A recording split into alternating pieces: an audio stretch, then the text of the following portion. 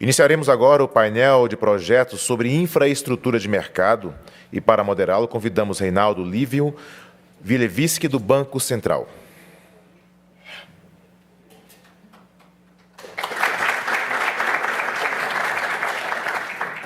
Nós convidamos também José Reinaldo Formigoni Filho, da FINID.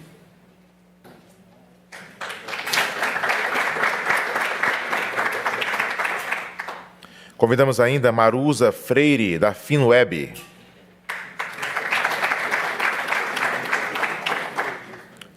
Convidamos Paulo Roberto Alves da Silva, da SAS.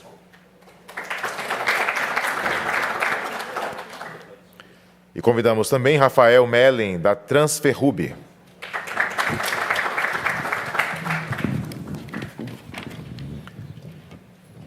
E com a palavra o moderador Reinaldo Lívio Wilewiski. Bom, é um privilégio poder participar desse evento, que é o resultado do LIFT Lab de 2019, mas também uma responsabilidade de representar o Banco Central e todos os nossos colegas. Mas, e de imediato, já que a gente já está um pouquinho avançado, vou passar a palavra primeiro para o FINAID.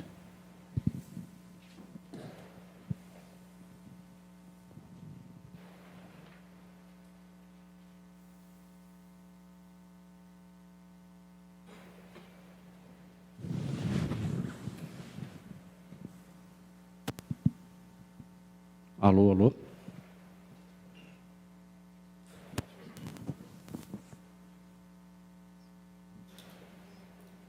Pessoal, bom dia. Meu nome é Formigoni, eu sou gestor da área de segurança, da área de soluções blockchain do CPQD. Em nome do CPQD, eu gostaria de agradecer a oportunidade de participar do LIFT. Foi uma experiência bastante rica para o CPQD, para a minha equipe também.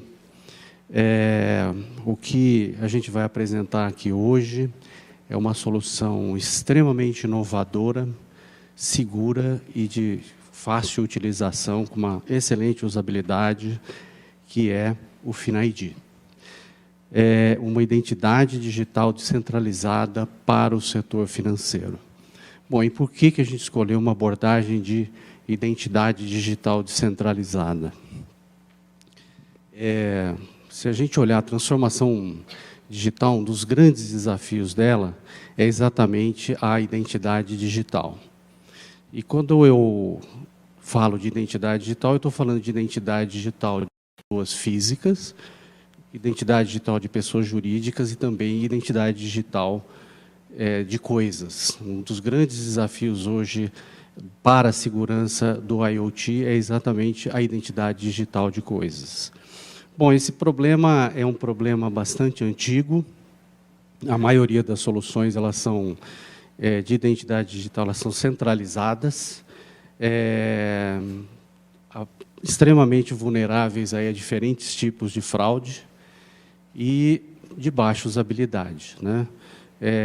Como eu falei, é um problema antigo. Acho que muitos de vocês conhecem essa charge,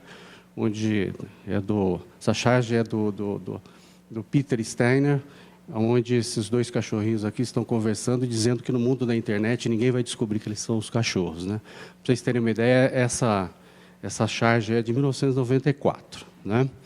Bom, e se a gente analisar a evolução das soluções de identidade digital, a gente teve, num primeiro momento, as soluções por silo, ou seja, para acessar um serviço, você tem um sistema específico de identidade digital, basicamente usuário e senha, né?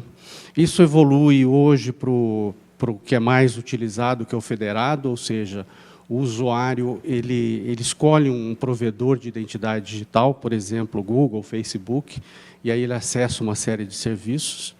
E, finalmente, uma terceira geração aí de soluções, que é o que a gente adotou para a identidade digital do setor financeiro, é a identidade digital descentralizada. Bom, ela é focada no usuário, como vocês vão ver daqui a pouco, e por isso ela também é chamada de identidade digital autossoberana, né? E muitos chamam essa solução, que eles chamam de metasistema aí de identidade digital descentralizada.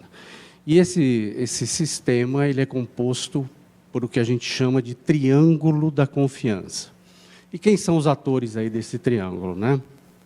Nós temos, obviamente, o usuário acessando a solução através de diferentes dispositivos, seja smartphone, tablets, enfim, computadores. E tem aí um detalhe muito importante. A identidade digital nesse metasistema, ela é composta por um conjunto de credenciais eletrônicas que o usuário ele vai guardar no dispositivo dele ou na nuvem. Ele faz essa opção. Muito bem, e quem são os emissores dessas credenciais? São as diversas instituições aí que têm boa reputação no mercado. Por exemplo, diferentes órgãos de governo, instituições financeiras, concessionárias de energia elétrica, empresas de telecom e por aí vai, né? E aí, então, ao longo do tempo, esse usuário vai colocando essas credenciais na carteira dele. E, finalmente, aí a gente também tem um verificador da credencial, que nada mais é do que algum provedor de serviço que vai consumir os dados desse usuário, né? De alguma forma, ele vai querer fazer isso aí para, por exemplo, acessar um serviço, acessar um sistema de controle de acesso físico ou controle de acesso lógico, por exemplo, né? E tudo isso aí é suportado por uma blockchain, onde o emissor ele emite a credencial e, na emissão da credencial, ele escreve aqui algumas informações, e aí vem uma coisa muito importante. Nenhuma dessas informações é dado pessoal. O que a gente tem aí, na verdade, são direcionadores, identificadores distribuídos e esquemas de dados, basicamente, né? Muito bem, o usuário de posse da credencial, ele pode pegar um subconjunto dos dados que estão na credencial e acessar um determinado serviço. Bom, e o que tem de importante aqui é que existe uma relação de confiança entre o verificador da credencial e o emissor da credencial, mas não existe uma conexão lógica deles. Todo cheque para ver se os dados são verdadeiros e veio daquele usuário que está emitindo essas informações, ele acessa a blockchain para isso. Bom, isso aí resulta num sistema que a gente... um sistema centrado no usuário, ele define como e onde esses dados vão ser utilizados. Não existe uma autoridade central aqui, como a maior parte dos sistemas de identidade digital em utilização hoje. Elevados níveis de segurança e privacidade. Todo esse sistema ele foi concebido baseado aí no conceito de security by design e privacy by design, totalmente compatível com o Regulamento Geral de Proteção de Dados europeu, o GDPR, e também a nossa Lei Geral de Proteção de Dados. E, por último, ele é considerado a camada de identidade digital da internet que, quando foi projetada, infelizmente foi projetado sem essa camada aí. Dentro do blockchain permitiu que então surgisse essa camada de identidade digital para a internet. Existe um esforço enorme de padronização hoje, vários órgãos aí de padronização envolvidos nesse projeto, nas diferentes camadas aí desse metasistema, e muitas iniciativas já, vários projetos pilotos com milhares de usuários. O Canadá saiu na frente disso, hoje tem 2 estados desenvolvendo soluções nessa área. Enfim, tem várias iniciativas. Aí a Comissão Europeia, em novembro, lançou 2 plataformas para desenvolvimento de soluções de identidade digital descentralizada. Bom, e como é que fica aí o FINID, né? Quais seriam os atores do FINID nesse triângulo aí da confiança, né? Primeiro, o tomador de serviços financeiros, que é o cliente, né? O segundo player é o emissor da identidade financeira, e nesse metasistema a gente pode ter mais de um emissor, tá? O provedor de serviços financeiros e a blockchain suportando tudo isso. Então, o emissor ele emite essa identidade financeira, registra algumas informações na blockchain, e o tomador de serviços financeiros, de posse da credencial, ele faz uso aí de serviços financeiros. Basicamente, é essa a ideia, e tem aí como principais características. Primeiro, é fácil de se utilizar, uma coisa bastante segura e portável, ou seja, eu posso estar usando essa identidade em diferentes instituições financeiras. O cliente, ele controla os seus dados, ele define o que ele vai passar para o verificador, através da sua carteira. Esse cliente vai ter uma facilidade maior de acessar não só os provedores de serviço financeiro, também como os serviços específicos desse provedor. Obviamente que isso vai estimular a competição no mercado financeiro. E, assim, desde a origem, nas primeiras conversas que a gente teve com o Banco Central, a ideia era que essa solução fosse a camada de identidade digital para os 2 projetos apresentados aqui, né? O Pix, que é a plataforma instantânea de pagamentos, e para o Open Banking também. Bom, para ilustrar como é que funciona isso, eu tenho aqui algumas etapas desse processo. Então, começando pelo cadastro e obtenção da credencial, ou seja, o usuário, ele acessa o aplicativo, ele escolhe o emissor de identidade digital, de identidade financeira que ele quer utilizar, faz essa conexão, envia os dados da credencial para o emissor. Esses dados pode ser aqui seus dados pessoais relativos a algum documento, fotos e até parâmetros biométricos. Logicamente que isso vai depender do processo usado pelo emissor. O emissor, ele recebe essas informações, ele tem um processo de validação, e uma vez validado esses dados, ele vai escrever na Ledger, vai escrever na blockchain e envia, então, a credencial para o cliente. O cliente recebe essa credencial e armazena na sua carteira eletrônica. Então, feito o cadastro, credencial na mão, ele pode, então, acessar um serviço qualquer. E pode ser uma coisa bastante simples esse acesso, pode ser, por exemplo, um QR Code para acessar um serviço qualquer. O provedor, ele solicita dados desse cliente, o cliente, ele envia dados.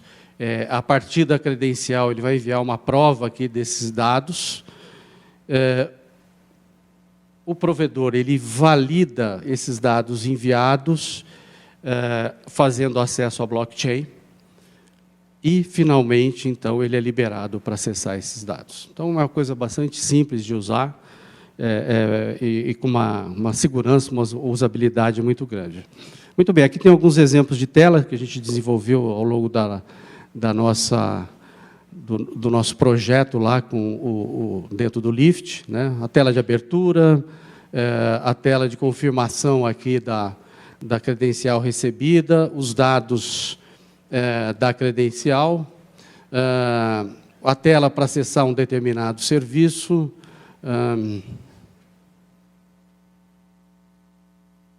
a tela para acessar um determinado serviço, as informações que a instituição financeira está aqui solicitando e, finalmente, a tela de OK aí, conexão realizada. Muito bem, quais são os benefícios de se usar essa credencial financeira, né? Para o tomador de serviço financeiro, obviamente que um acesso a diferentes serviços de forma bastante segura e sem fricção. Acesso a uma ou mais credenciais seguras de dados, ou seja, ele pode ter várias credenciais financeiras, se for a opção dele.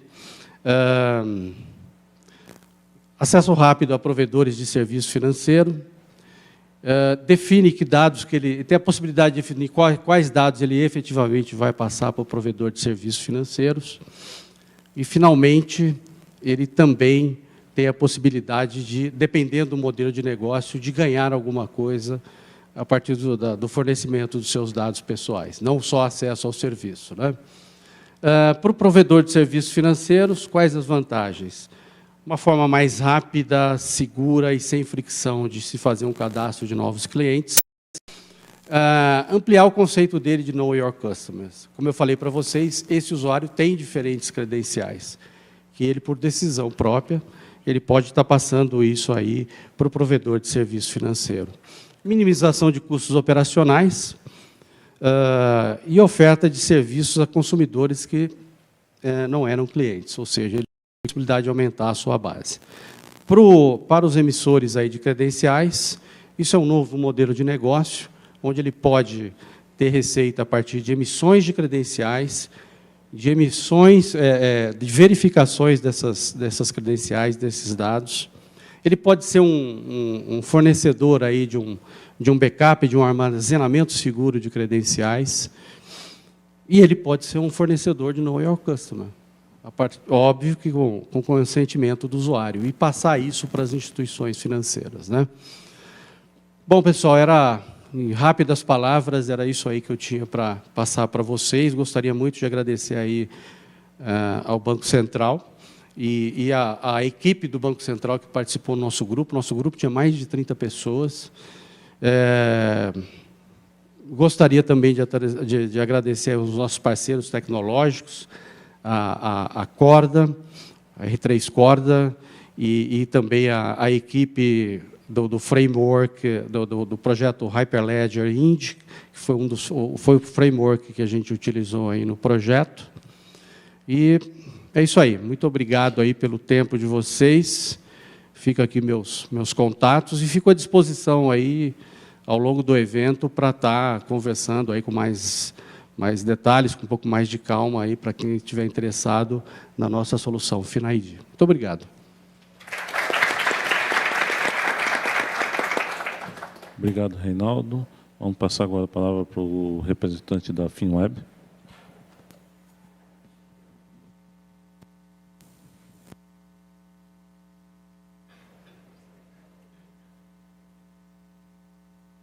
Alô. Bom dia, gente.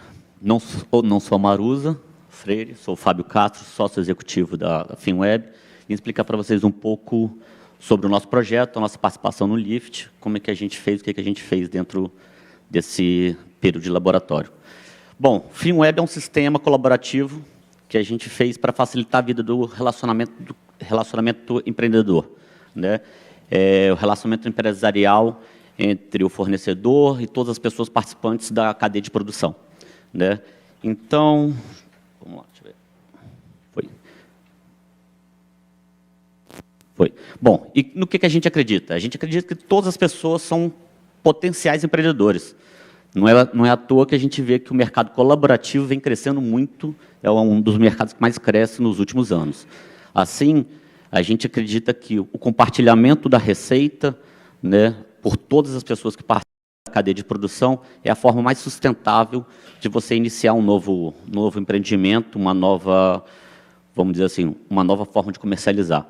Então, a gente criou o FinWeb, que a gente acredita que traz, né, para esses pequenos, micros e até médios empreendedores, né, uma redução de custos, né, compartilhamento de recursos, né, redução ou até evitar a questão da burocracia, que eu explico depois um pouco mais para frente, evita totalmente a bitributação, uma maior conveniência de gestão para o empreendedor, né, e redução da carga tributária e redução de processo de gestão financeira.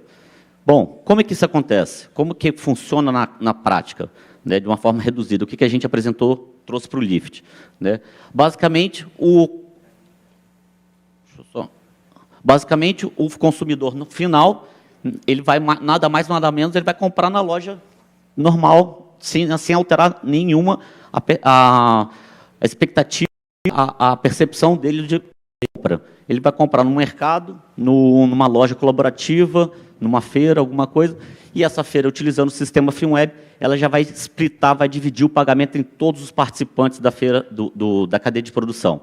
Ou seja, dessa forma você evita a bitributação, porque cada um só vai faturar efetivamente a sua parte, né, a parte que lhe convém dentro daquela comercialização do produto. Então, é isso que a gente trouxe para o LIFT, é esse split em tempo real, de forma automática, entre todos os participantes da cadeia. Tá? Mas quais são as vantagens do sistema que eu expliquei? Bom, primeiramente, a adesão é totalmente descentralizada, Você não precisa entrar em contato com o pessoal da FinWeb, com a gente, para poder ter acesso ao sistema. A adesão a partir do momento que tem alguém, você pode acessar o nosso site e fazer adesão no sistema. Você pode ser convidado por um outro parceiro que já utiliza para poder iniciar um novo negócio. Né? Então, vamos lá, você está fazendo uma consultoria, você tem um novo parceiro, você quer entrar os dois para a gente comercializar ali, depois a cada venda, a divisão já é feita automaticamente. Então, você faz isso, você pode fazer isso através do sistema. Então, você envia um convite, seja uma pessoa física, seja uma pessoa jurídica, você envia o convite preenchendo os dados dele, e a pessoa aceita, né, e já vai fazer parte do sistema. Né? Ela faz parte do sistema. Aí, depois, né, você tem a facilidade de interação, que você, desde o envio do convite, desde o envio da parceria, tudo é comunicado, tudo é bem relacionado dentro do sistema. Tá? Que mais? Dessa forma, a gente evita a burocracia. Por que a gente evita a burocracia? Porque você não tem necessidade de uso de papelada para formalizar uma documentação com o fornecedor, um contrato de compra e venda, um contrato de entrega do suprimento, de entrega do produto. Né? O sistema próprio já dá fé. Né? A gente já está estudando já uma possibilidade de botar blockchain para fazer essa autenticação, essa formalização da parceria. Porém, no Lift, a gente já combinou que era o sistema próprio já dá fé. Então, como é que funciona? Deixa eu voltar. Opa, apertei demais. Como funciona? Você vai cadastrar o seu produto, né, vai cadastrar o produto, vai dizer quanto que é o preço dele, vai selecionar os empreendedores que participam daquele produto. Né? Então, você pode ser mais de um empreendedor participando, você pode fazer a divisão por vários produtos, por empreendedores, né? Vai dizer a taxa de participação dele dentro da venda daquele produto e cadastrou. Uma vez que foi feito o cadastro, o empreendedor precisa o outro participante do empreendimento precisa dar anuência, né? Precisa dar anuência naquela parceria. Então, aí que vem a maior conveniência. Ele consegue dar anuência se aquela parceria está ou não vigente, se está de acordo, porque você pode ter reajuste de tarifas e outras coisas. Então, ele tem a maior conveniência de poder inativar uma parceria, ou ativar, ou recusar até mesmo parcerias. Né? Então, aí é a maior conveniência para o usuário do sistema. Bom, além disso, o sistema dá uma transparência financeira muito grande, tanto para o consumidor final, dizendo de quem que ele está comprando, para quem foi o dinheiro dele, né? Assim como para as pessoas que estão participando do relacionamento, né? Vamos dizer assim, da parceria. Né? Porque você pode ter até mais de 10 parceiros, que depois a gente até explica ali um pouco na frente, alguns casos que a gente já está estudando, né? Então, assim, você pode ter, às vezes, até uma segregação dentro da mesma empresa, mas por centros de custos diferentes, CNPJs diferentes. Então, tudo isso fica transparente, não tão a transparência financeira, como a transparência também informacional. Você tem todas as informações são distribuídas em tempo real, né, estão disponíveis para todo mundo, participantes, tanto do processo quanto o consumidor final. Tá? E, além disso, você tem um controle financeiro, que facilita o seu processo de conciliação de contas, né, você reduzindo a necessidade de mão de obra, de recursos, para fazer depois um fechamento, dizendo quanto que você precisa fazer, quantos a pagar, quantos a receber, quantos você tem. Então, você tem, dentro de uma carteira digital já acoplada no sistema, todo o seu extrato, né, todo o seu extrato bancário, todos os seus proventos, né, tudo que entrou positivo e tudo que saiu. Então, facilitando assim o seu controle financeiro. Bom, a nossa situação atual no Lift, a gente passou por toda a cadeia do Lift, a gente está terminando, a gente acredita estar terminando o teste de campo, a gente terminou a parte de protótipo, a gente já testou ele já em 2 eventos, né? Que mais? E testamos ele vendendo numa loja colaborativa de produtos artesanais, vendendo apenas 2 produtos. E estamos agora estudando como que a gente vai entrar no mercado, porque é uma forma um pouco disruptiva de você entrar no mercado, porque você entra, não é simplesmente a forma convencional hoje, onde o vendedor, né, aponta, compra o produto e depois comercializa. O fornecedor acaba sendo parceiro do negócio, entendeu? Então, assim, a gente tem alguns potenciais parceiros, potenciais clientes para a gente entrar. A gente conversou já com uma franquia de salgados, um fornecedor de salgados, ele tem um interesse em criar uma franquia de salgados, né? E ele falou assim, bom, mas o meu grande problema hoje é que eu tenho uma outra franquia onde eu tenho muita dívida com meus franqueados. Então, se eu botar esse sistema, de repente, como eu sou parceiro dele, diminui o meu grau de endividamento entre meus franqueados. Então, a relação franquia-franqueado fica mais, mais saudável, né? Uma outra parceria que a gente tem é mercados gastronômicos, feiras pontuais, eventos, tudo isso que você coloca, são colocados, você tem a divisão percentual entre o dono do espaço e o dono do estabelecimento, você pode utilizar o sistema para fazer a comercialização dessa forma.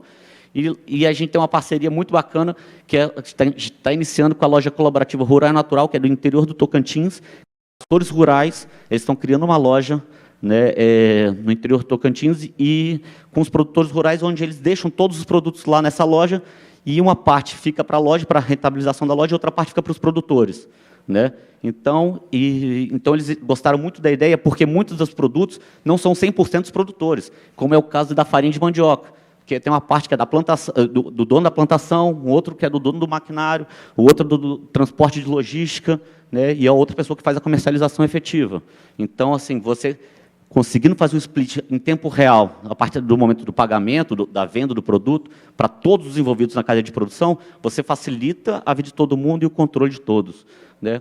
E a gente está iniciando aqui uma parceria com o site Square Cities, que é um marketplace, né, que é um marketplace aqui de Brasília, onde ele comercializa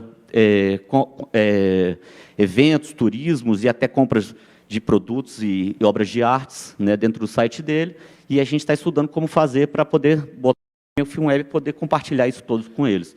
Bom, isso foi um pouco, tentei fazer de uma forma bem rápida, bem curta, né? Esse é o FilmWeb, então quem quiser tiver mais interesse pode entrar no www.filmweb.com.br para poder ver, ou mandar um e-mail para a gente que a gente responde. Muito obrigado. Tchau, tchau. Obrigado, Fábio. Chamar o representante da SAS.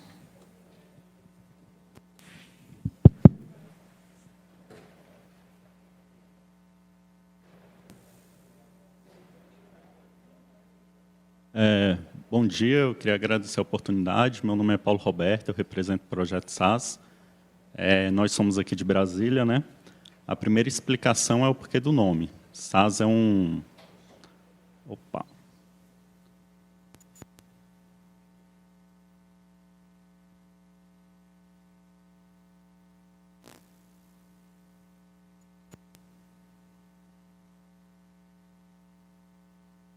Não está funcionando.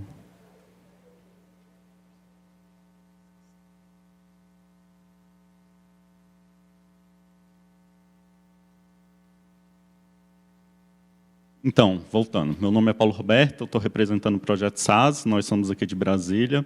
SAS é um acrônimo para o nome simplificando de A a Z.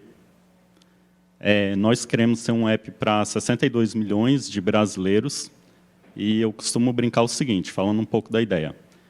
O que torna uma pessoa adulta, hoje, é um grande problema e uma grande dívida. A gente está aqui para solucionar pelo menos um desses problemas, que é a grande dívida. Por isso que o nosso campo de atuação é tão amplo, com tantos usuários. Eu trago aqui duas notícias do ano de 2019. A Selic caiu a 4,25, né? E o Open Bank do Brasil, que é visto como brilhante. Mas, antes de entrar nessa seara, eu queria falar sobre o endividamento do brasileiro. Hoje, 67% das famílias brasileiras não conseguem fazer a sua renda chegar até o final do mês. 63,4% dessas famílias estão endividadas. 40% da população brasileira está inadimplente. Isso hoje equivale a 62 milhões de brasileiros. E, por fim, o crescimento do ecossistema de fintechs, né? Hoje cresce todo ano 33%, e a gente já tem 604 empresas. Mas não existem muitas empresas voltadas à redução da dívida do brasileiro. Antes disso, eu queria falar também sobre o Open Bank, né? O Open Bank ele é o compartilhamento do dado mediante autorização do usuário. Está em voga aí, o Banco Central está entrando com isso. Hoje o diretor Otávio aqui já falou um pouco sobre isso. E um conceito que a gente está entrando para trabalhar que é um conceito de inovação, que é o Bank as a Service. O que é o Bank as a Service? O Open Bank é o compartilhamento do dado do usuário. O Bank as a Service é o compartilhamento do serviço da instituição. Então, é o seguinte, você tem uma instituição física ou digital, essa instituição provê o serviço, que pode ser um serviço de pagamento, investimento, empréstimo imobiliário, financiamento alto, através de uma API, a Fintech consome esse serviço oferecendo um produto. Hoje, todo mundo que trabalha em banco sabe que existe um custo grande para desenvolver um produto, né? E a gente quer entrar justamente sanando esse problema.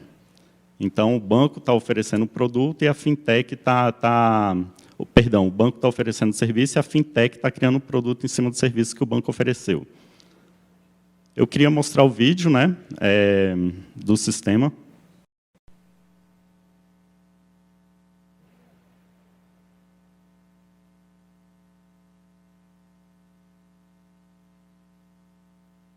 A SaaS é uma plataforma de serviços que provê várias opções ao usuário. A principal delas é a de redução de dívidas. O aplicativo localiza automaticamente a dívida real do usuário com a sua autorização utilizando uma integração com o SCR. O usuário pode escolher a dívida que será reduzida e, após isso, informar a quantidade de prestações restantes. Assim, ele vai poder receber as melhores propostas de redução, calculadas por meio da taxa média que os bancos utilizaram no mês corrente e informadas ao Banco Central. Outra opção da plataforma é o acompanhamento de todas as suas remunerações, sem precisar cadastrar dados no aplicativo. Ele realiza uma integração com a transparência pública ou a base do INSS, se autorizado pelo usuário. Ainda conta com o recurso de melhores taxas. O usuário escolhe o produto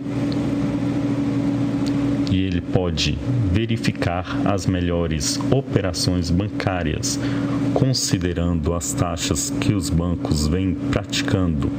Assim, em caso de realização de um novo empréstimo, financiamento ou outra operação, é possível conhecer o melhor banco, considerando dados reais informados pela própria instituição.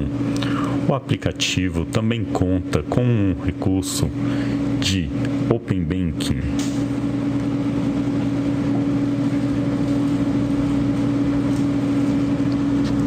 Por meio de uma consulta ao site BB Developers, é possível resgatar o dado simulado e entender o recurso de Open Banking.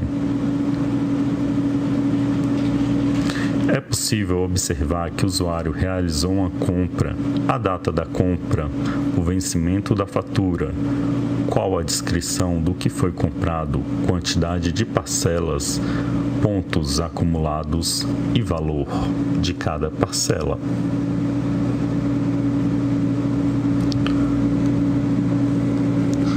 Por fim, o aplicativo ainda conta com o recurso de controle de fraudes. Por meio dessa funcionalidade, é possível acompanhar com dados reais qualquer criação de conta em qualquer banco do país e saber se a conta está ativa, encerrada e as respectivas datas, aumentando o controle do usuário sobre seus dados.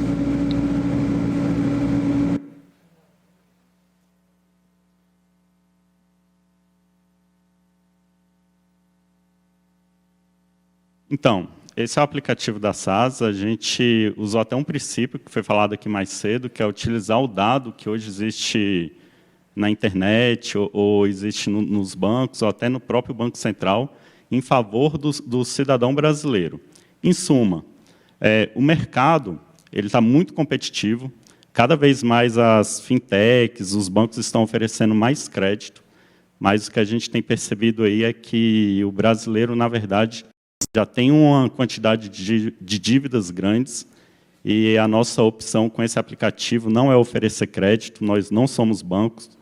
Nossa visão aqui é reduzir um crédito que já existe, através de uma estrutura de Bank as a Service, explicado, demonstrado no aplicativo. Essencialmente, nós somos uma plataforma de serviços financeiros, ou um marketplace de BES, que conecta serviços com foco em reduzir dívidas. E daí eu trago algumas perguntas, né, depois desse vídeo. Por que pensar só Open Bank se você pode pensar Bank as a Service? O Open Bank, a gente já viu o potencial dele, mas o Bank as a Service também tem um potencial muito grande. Você pensa o seguinte, hoje, os bancos físicos, ele tem lá o seu atendente, todo mês aquele atendente recebe um salário, ou seja, o banco físico está pagando pelo custo de disponibilidade. Se ele vende um produto, o banco paga uma comissão para ele. Na estrutura de Bank as a Service, não. O banco só paga se o produto for vendido. Ou seja, o banco só paga se ele também estiver ganhando dinheiro. Por que ainda ter dívidas caras se você pode ter dívidas menores? Essa é a essência do aplicativo, né? Através dessa estrutura de BS que a gente está colocando aqui. A gente consegue obter o dado direto ali no Banco Central, atualizado através do SCR, e consegue fazer propostas de redução para qualquer dívida que a pessoa tenha. Por que usar papel ou tirar fotos se você pode ter o dado direto da fonte? Esse é o princípio que nós mostramos ali com a consulta de contra-cheque pela transparência pública, pelo INSS, CNIS, controle de contas para evitar fraudes. Hoje, quando você vai num banco fazer um cadastro, eles te pedem um contra-cheque físico. Quando você vai para a fintech, ela pede para você tirar uma foto do seu documento. Mas a gente pensa o seguinte, que se esse dado existe em algum lugar, em algum ente governamental, é muito mais razoável, inteligente você fazer uma parceria com esse ente e obter esse dado direto da fonte. Preocupado com fraude, tenha mais controle. Essa é a nossa ideia, com aquela funcionalidade que foi demonstrada, que é o controle de fraudes, onde é possível acompanhar a criação de qualquer conta, em qualquer canto do país. Ou seja, quem nunca perdeu um documento, né? Às vezes você perdeu um documento e alguém pode tentar abrir uma conta no seu nome e você vai fazer isso na hora. O app vai subir um pop-up lá e vai falar, olha, foi aberta uma conta tal, em tal canto do país, e se não foi você que abriu, você vai perceber que é um indício de fraude e vai ter mais controle. Por fim, né, a pergunta-chave, por que usar um banco se você pode usar o melhor de cada um deles? Novamente, na estrutura de Bank as a Service, né, a instituição está oferecendo serviço, a fintech está ali trabalhando, criando um produto em cima desse serviço e oferecendo o melhor que cada um dos bancos tem a oferecer ao usuário. Essa é uma das ideias-chave. Vantagens para os parceiros. Para o banco é bom, porque ele vende mais, ganha-se um novo canal de aquisição, economiza a personalização do produto, e, por fim, é bom para o cliente porque ele tem mais opções de compra, ou, no caso aqui, de redução de dívidas. Quais as inovações que a gente está trazendo aqui para dentro do Lift? GovBank, o uso de dados governamentais dentro de bancos para reduzir custos, que é justamente essa ideia de fazer uma integração, buscar o dado direto na fonte. Fintech 2.0 e Bank 4.0. Nós procuramos trabalhar essa questão dentro do aplicativo, no vídeo não mostrou, mas depois da consulta que foi feita ao extrato lá do Banco do Brasil, lá em cima, na tela inicial, tem uma dica preditiva, falando, olha, cuidado com as compras que você está fazendo, você está gastando demais, o seu último gasto nas Azul linhas aéreas comprometeu o seu orçamento. Essa é uma ideia de Fintech 2.0 e Bank 4.0, que é você não entregar somente um produto, vender somente um produto. Você tem que entregar valor para o usuário. Esse é um dos princípios que nós também trabalhamos. A LGPD, nós somos um projeto novo. A lei surgiu recentemente. A gente tentou já criar o projeto bem aderente à LGPD. Fortalecer o controle de fraudes, uma pré-proposta de Open Banking, como foi demonstrado, o que seria. Validação do modelo de BS e BAP. Durante o Lift, a gente também propôs um algoritmo chamado de REC, que é um algoritmo de balizamento de mercado. Eu não vou entrar muito nele por questão de tempo, mas quem quiser conhecer, ele vai estar publicado na revista do Lift, que eu acredito que está sendo publicado hoje, e quem tiver mais curiosidade pode dar uma lidinha lá. Por fim, preparar bancos parceiros com risco de inadimplência para não ter prejuízo financeiro. O lançamento oficial do aplicativo é dia 1/5, dia do trabalho, e esse é o presente que a SAS quer dar para o brasileiro, né, no dia dele, que é a redução da dívida. Ajudar um pouquinho desses 61, 62 milhões de brasileiros que hoje se encontram em situação crítica. Eu queria deixar o meu agradecimento. Está aí o site do nosso projeto, o e-mail, o telefone, para quem quiser entrar em contato. E nosso Instagram, @sas.plataforma. E para quem quiser conhecer ainda mais o protótipo, a gente já está com o aplicativo na Play Store, deixando claro que é um protótipo, nem todas as funcionalidades estão habilitadas, mas quem quiser pode ir lá e baixar. Só pesquisar na Play Store SAS, simplificando, eu acho que vai ser o 7º aplicativo. Obrigado pela atenção de todos. Obrigado, Paulo. Chamo o representante agora da Transfer Hub.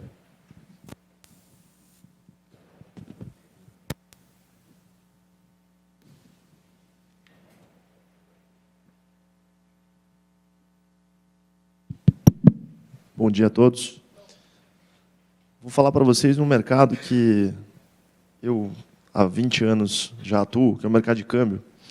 Meu nome é Rafael, e quando eu me deparei com as situações que a gente vive no mundo inteiro, no mercado de câmbio, várias ideias surgiram de como a gente podia melhorar a situação das empresas e das pessoas que estão negociando seu próprio dinheiro. E a gente sabe que é um dos maiores mercados do mundo. O mercado de câmbio transaciona valores bastante grandes, trilhões de dólares, se a gente for somar todos os mercados de pagamentos, transferências internacionais e outros mercados que envolvem câmbio. E é um dos poucos mercados que a gente entende que pode ainda produzir grandes mudanças em relação à forma como se negocia, principalmente porque não se divulga a margem. Por mais que tenha aí uma grande mudança recente, que é um código de conduta global, do qual o próprio Banco Central brasileiro e outros bancos centrais são os signatários, e ali se prega que seja divulgada a margem a cada operação para o cliente, o usuário, o consumidor. E isso não é feito. O Transfer Hub é uma plataforma que centraliza e organiza a negociação de câmbio, e, ao centralizar e organizar, ele também dá transparência para que o usuário, ao transacionar e ao operar, entenda exatamente e tenha estratificado qual a margem de lucro embutida na operação que ele está fazendo. Algo que não é feito ainda. Então, eu vou mostrar para vocês aqui um pouco da situação do mercado. Dados de 2018 trazem um número bastante interessante no Brasil. Foi transacionado algo em torno de 1,5 trilhões de dólares no ano de 2018, somando o comércio exterior e transferências financeiras, por aproximadamente 360 mil empresas, e pessoas físicas, a gente não trouxe o dado, mas compõe esse número também. 60 mil, aproximadamente, importadores e exportadores, dados da Secretaria de Comércio Exterior, Secretaria de Economia agora, né? E aproximadamente 300 mil empresas fazendo remessas internacionais, fretes, envios de valores e recebimentos de valores do exterior. Quando a gente observa a capacidade que o mercado tem, através do equilíbrio dos fluxos, de gerar negócios casados de câmbio, e entendemos quanto desse número, dessa oportunidade, não tem repercutido como economia para o consumidor, a gente vê uma grande oportunidade. E é aí que a gente está atuando. A nossa plataforma, ela organiza e centraliza a negociação de câmbio, fazendo com que o fluxo, o equilíbrio dos fluxos, se reverta em economia para o usuário. O que a gente entende de equilíbrio de fluxo nesse caso aqui é, no número que está ali na tela, você vai ver que, vocês podem notar que 58 bilhões de dólares foram o saldo superávit de balança comercial em 2018 e 53 bilhões de dólares foi o saldo de déficit no saldo financeiro. Ou seja, de 1,5 trilhões de dólares negociados, só sobrou 5 bilhões. Isso é muito pouco, ou seja, o equilíbrio é quase que total. Quase tudo que entrou, saiu. E isso se mostra presente diariamente nas tesourarias das instituições autorizadas a operar em câmbio no Brasil. O que é isso? Toda hora tem gente comprando e gente vendendo. Quem que ganha com isso? A instituição financeira, quando casa a operação. O consumidor não ganha nada. Nós vamos levar esse benefício, já estamos levando, estamos disponíveis e operando já há 1 ano com a plataforma para empresas do país. Hoje, já em dezenas de estados no Brasil, tenho vários clientes operando e utilizando a plataforma e casando suas operações. Na medida em que a operação é casada, ou seja, tem um comprador e um vendedor na mesma, sincronizado, no mesmo momento, a gente retira o custo interbancário dessa operação e transfere como um benefício de preço para o cliente. Então, não precisamos depender da concentração bancária, que hoje é bastante evidente que é algo preocupante no mercado de câmbio, né? Em outros mercados também, é um mercado monopolizado, praticamente 5 instituições, 4 instituições detêm aí 80% do mercado. E várias empresas de pequeno e médio porte estão pagando spreads abusivos. Spread é a margem da operação. O Transferb está atacando isso frontalmente. É uma plataforma que, até dados recentes que a gente tem, não surgiu nenhuma outra. Então, nós somos a única plataforma que organiza e centraliza a negociação de câmbio no país, através dos parceiros que fazem a operação propriamente dita com o Banco Central, no caso, os parceiros bancários. A nossa solução é uma solução que traz para o usuário, principalmente agora no começo, com a pessoa jurídica, e a partir do Lift, a gente está já com uma versão de pessoa física que foi muito bem desenvolvida dentro do programa e ganhou muito uma validação de várias funcionalidades. A gente está trazendo para esse mercado uma transparência e uma competitividade de preço. Aqui a gente fez uma brincadeira de comparar uma transferência para o exterior de $30 mil, e esse comparativo foi feito simultaneamente com outros 3 bancos. Saudosa memória do 3,90, né? Agora há pouco eu olhei, já estava 5. Não faz muito tempo essa comparação aí. E a gente viu que tem uma diferença que chega a ser 14 vezes mais barato operar na plataforma, com um custo de aproximadamente meio centavo de real por dólar, 0 de tarifa, que outros bancos estão cobrando aí tarifas por operação e margens que variam de 1,5 centavo até 6,5 centavos. E isso aqui a gente foi até generoso, porque a gente encontra casos bem mais elásticos, onde essas margens chegam a custar 30 centavos, 20 centavos de real por dólar, e deixam a operação praticamente inviável em alguns casos. Bom, nós viabilizamos custos baixos também com a questão da eficiência e a tecnologia aplicada na plataforma, agilizando a operação e simplificando e deixando o usuário, o consumidor, no controle da negociação, o que é muito importante. Aqui tem um slide que mostra um pouco da nossa solução. Na direita, a gente percebe ali que tem as ofertas em verde de venda e azul de compra. Tem um espaço onde o consumidor consegue colocar a sua oferta disponível para ser negociada a qualquer momento com a outra parte. Então, enquanto tem saldo de um lado, sempre está ofertado para que a outra ponta consiga operar com as margens reduzidas, sem precisar utilizar um banco intermediando a operação de câmbio. O que é isso? Não a liquidação, e sim a posição de oferta de dólar na outra ponta. Ou seja, se você entrar cotando uma compra num banco hoje para fazer uma remessa, e esse banco não tem esse dólar, ele vai ter que comprar de outro. E aqui é justamente isso que a gente tira e desintermedia, faz ponto a ponto os dois clientes em tempo real, se zerando e casando a operação. Aqui tem um pouco do fluxo da plataforma. A gente coloca um parceiro para liquidar no exterior, ou seja, a fronteira é atravessada pelo parceiro, no caso do envio e do recebimento, com os recursos. Lá fora tem os bancos pagadores e recebedores, creditados e debitados. E aqui no Brasil, a gente coloca dentro do mesmo ambiente, como já foi falado, centralizando a negociação e reduzindo o preço da operação na ponta para o usuário, para o consumidor. A nossa plataforma já está, como eu falei, em operação. A solução para a pessoa física vem ao longo desse ano para o mercado. Com a participação no Lift, nos ajudou bastante. A gente conseguiu entender vários pontos críticos que pudemos acompanhar com o grupo do pessoal do Banco Central. Então, aqui fica um agradecimento a todo mundo, do Fenasbac, do Banco Central, dos parceiros multiledgers, principalmente, que foi bastante importante na nossa jornada, e me coloco à disposição para perguntas e respostas aí para dar sequência. Obrigado. Obrigado, Rafael. A gente tem algum tempinho para perguntas. Eu vou iniciar com uma, que é geral para todos. Eu gostaria de saber o que o Lift ajudou vocês em termos práticos, assim, o que vocês, se vocês conseguiram alcançar o que vocês esperavam, e se teve algum insight, alguma ideia que vocês não tinham pensado antes do Lift e a participação no Lift proporcionou para vocês. E eu vou começar com o Fábio, da Finweb, já passando uma pergunta que chegou via YouTube, do Gustavo Silveira, que ele quer saber como é que o valor é pago, o valor que vocês têm lá na plataforma é distribuído, como é que ele é pago para cada um? Bom, alô. Bom, vou começar respondendo então, Gustavo. O valor é pago na carteira digital, que cada empreendedor, quando você faz o cadastro, você cria também uma conta digital. Então, o valor ele pode ser pago hoje, né, cartão, crédito, débito, dinheiro ou boleto.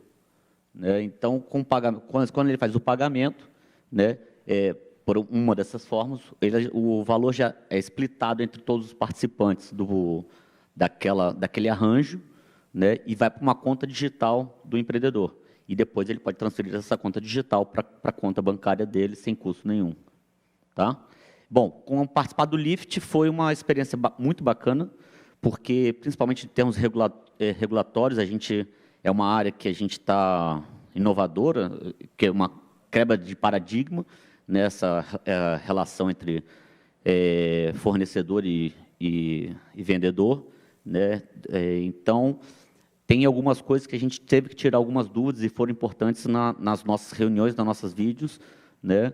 E com os parceiros também, que no caso, nosso parceiro ajudou, que no caso era a Microsoft, ajudou a questão de quantificar a questão de tamanho de nuvem, para a gente poder ver se a questão de escalabilidade, questão de crescimento, segurança, entre outras coisas.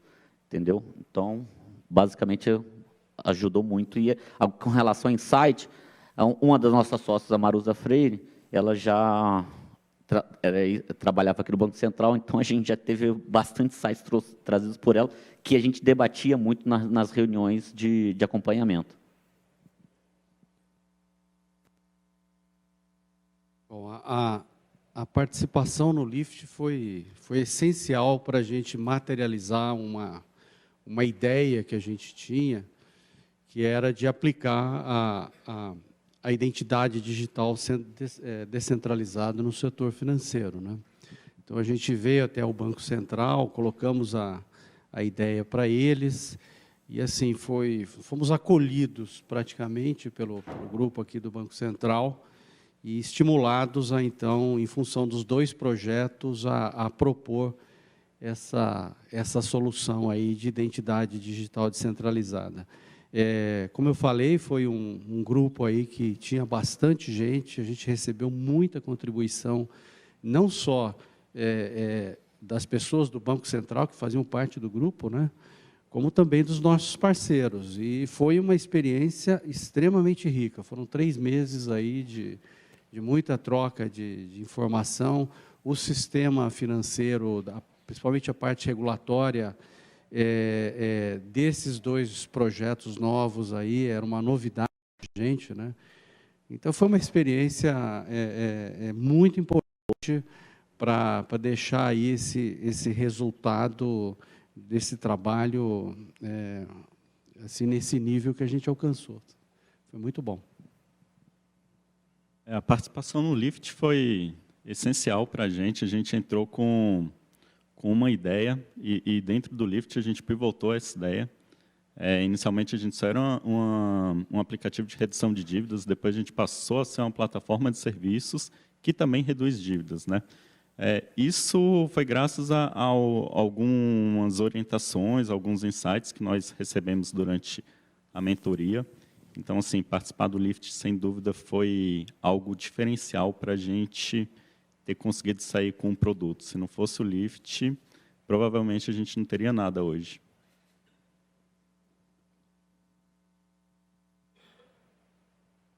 Por parte do Transfer Hub, com certeza também não é diferente. Foi grande a vantagem que a gente viu a partir das conversas com o grupo de acompanhamento de projeto. As vantagens, principalmente quando a gente se deparou com conversas muito produtivas com os parceiros, no caso Multiledgers, com metodologias de criação e análise de projetos para a evolução da ideia e fazer um fit do produto em relação a todas as expectativas que a gente tinha, com certeza foram atendidas. Foi muito despretensiosa a nossa entrada, a nossa inscrição ocorreu em meio a um movimento bastante de desenvolvimento da solução, já estava em andamento, então já estávamos em produção com a plataforma para pessoa física, jurídica, me perdoe, e a de pessoa física, então, foi um aprendizado bacana. E, inclusive, bom, claro, ideias surgiram, mas a gente procura estar muito fiel, como é uma startup, uma fintech, muito fiel ao nosso foco inicial, e não trazer muitas funcionalidades adicionais nesse momento, porque o desafio já é bastante grande com esse estágio inicial. Mas estão várias ideias lá que já foram debatidas, inclusive com o pessoal do Banco Central, em algumas oportunidades, que em algum momento propício a gente vai trazer para um desenvolvimento, vamos testar elas no mercado. E com relação à questão do relacionamento que isso nos deu com o pessoal do Lift, da Fenasbac e outros professores envolvidos, nos gerou um convite, né? Fomos convidados para fazer parte do Lift Learning na edição piloto. Foi apresentado aqui às 4 de 2020, mas a gente está numa edição anterior a essa, que é justamente a edição teste, vamos dizer assim. E vamos ter a honra aí de mentorar alunos da UNB, que deve iniciar esse mês já a formação do time. E lá nós vamos trazer uma inovação bastante grande para o mercado de câmbio pronto, que é o mercado de liquidação até 2 dias, esse mercado que a gente atua, para transferências internacionais, onde vai ser possível utilizar uma solução que vai ser utilizado os alunos para fazer pesquisas de conceito e trazer as melhores alternativas para desenvolver robô para executar operações para empresas e pessoas físicas. Então, ótimos sistemas autônomos de fechamento. Esse vai ser o desafio que nós vamos colocar para esses alunos. Se não me engano, vão ser um grupo de 10 alunos. E, ao longo dos próximos 4 a 6 meses, essa solução vai ficar dentro do programa do Learning, onde a gente, em paralelo, vai colocando todos os peers aí para conectar lá na frente junto com o produto.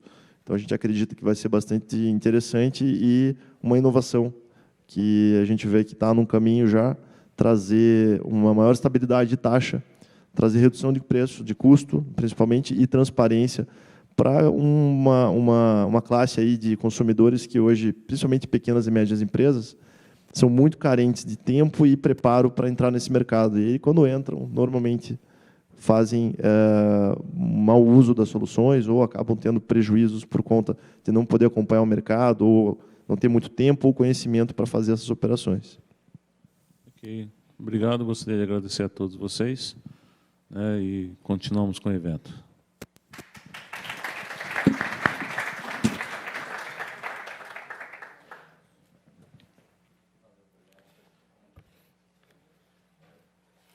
Nós agradecemos aos participantes deste painel. Nós faremos, nesse momento, uma pausa para o almoço e retornaremos aos trabalhos às 14h20.